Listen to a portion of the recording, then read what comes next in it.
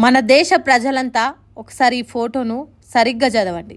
Trump చేసిన ట్వీట్ను English రాని వారు ఎవరైనా ఉంటే ఇంగ్లీష్ వచ్చిన వాళ్ళతోనైనా ఆ మ్యాటర్ ఏందో తెలుసుకోండి. డొనాల్డ్ ట్రంప్ ఒక ట్వీట్ చేయడం జరిగింది.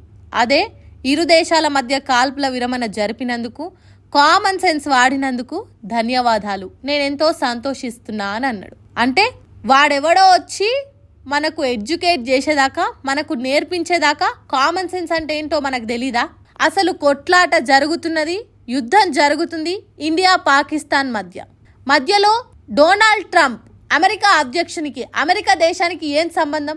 ఒకవైపు స్టేట్మెంట్స్ పాస్ చేస్తూనే ఉంటారు. వద్దు వద్దు అని ఇండియా వాదించినప్పటికీ కూడా వాళ్ళకి లోన్ ఇచ్చారు. $1 బిలియన్ అమెరికా కరెన్సీ, 28 కోట్లు. పాకిస్తాన్కి మేము సపోర్ట్ చేయం అంటూనే ఆర్థిక రూపంలో పాకిస్తాన్కి సాయం చేశారు. పేరుకే అది ప్రపంచ బ్యాంక్, అందులో సగానికి సగం షేర్స్ అమెరికాదే. దీన్ని బట్టి అర్థం అవ్వట్లేదా?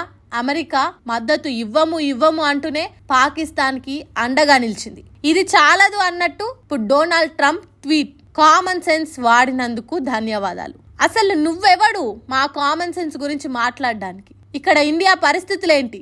ఇప్పుడనే కాదు, ప్రతి సంవత్సరం ఏదో ఒక రూపంలో నరేంద్ర మోదీ ఆపరేషన్ సింధూర్ పేరుతోని ఈ యుద్ధాన్ని స్టార్ట్ చేసిండు. ఈ యుద్ధం మొదలైన తర్వాత ప్రధాని మోదీ ముందు నిల్చుంటే వెనకల భారత సైన్యం ఉంది. భారత సైన్యం వెనక దేశ ప్రజలందరూ నిల్చున్నారు. ప్రధాని నరేంద్ర మోదీ ఎలాంటి జవాబు ఇవ్వకుండా మోకరిల్లాల్సిన అవసరం ఏంటి?